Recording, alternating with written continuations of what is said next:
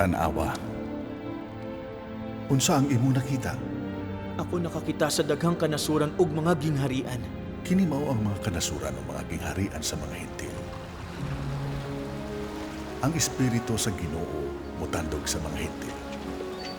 Ug makalingkawa sila sa pagkabihag diha sa daghang katubigan.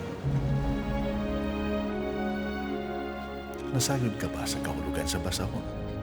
Wala ako masayon. Ang basahon nga imong nakita o sa katalaan sa mga Hudayo nga naglangkob sa mga pagigsaad sa Ginoo nga iyang gihimo ngadto sa balay ni Israel. Ug naglangkob usab kini sa daghang panagna sa balaang mga propeta. Ug kung kini nagagikan sa baba sa usa ka Hudayo, kini naglangkob sa kahigpitan sa ebanghelyo sa Ginoo nga gitala sa 12 ka apostoles. Nakita nimo ang pagkatukod sa dako ug sa lawayon nga simbahan. Nga labing sa lawayon labaw sa tanan nga simbahan. Gitangtang nila gikan sa ebanghelyo sa Kordero ang daghang bahin nga yano ug labing bililon. Ug usab daghan sa mga pakigsaad sa Ginoo ilang gipanangtang. Tungod sa daghang mga yano ug bililong mga butang nga gitangtang gikan sa basahon, hilabihan kadaghan ang mapatol. Hangtod nga si Satanas adunay dako nga gahom ibabaw kanila. Miingon ang Kordero sa Dios, "Ako magmaluluyon sa mga Hentil niya ng adlaw. Hangtod nga ako mudala ngadto kanila sa akong kaugalingon nga gahom. Daghan sa akong ebanghelyo diin yano ang bililon." Kay tanawa, miingon ang Kordero, "Ako magpakita ngadto sa imong mga binhi, nga sila mosulat sa daghang mga butang, din ako mga lagad ngadto kanila, nga yano og bililon, ug human ang imong mga binhi pagalaglagon, ug bupunhog tungod sa pagkawalay pagtuo, ug usab ang binhi sa imong mga igsuon tan-awa.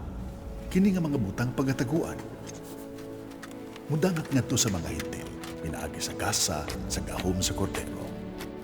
Kini nga katapusa mga talaan din ikaw nakakita taliwala sa mga Hentil, mutukod sa kamatuuran sa nahauna, nga ila sa napulog duha ka mga apostoles sa Kordero, ug mutugan sa yano og bililong mga butang nga gitangtanggi niini. Ug mutugan sa tanang mga kaliwatan, mga pinulungan ug katawhan. Nga ang Kordero sa Dios mao ang anak sa amahan sa kaangturan ug ang manunluwa sa kalibutan, ug ang tanang tawo kinahanglan moduol kaniya o dili sila maluwas. Ug ang tanang tawong kinahanglan moduol kaniya o dili sila maluwas. Kay ang panahon mo apot miingon ang Kordero sa Dios, nga ako mubuhat og usa ka mahinungdanon ug kay bulungan nga buhat diha sa katawhan. Buhat nga walay katapusan. Ang simbahan sa Kordero sa Dios. Kini Jutayra.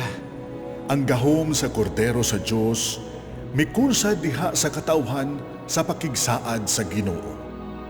Kinsa nagkatibulaag sa ibabaw sa yuta, ug sila gisangkapan sa katarong, ug uban sa gahom sa Dios sa dako nga himaya.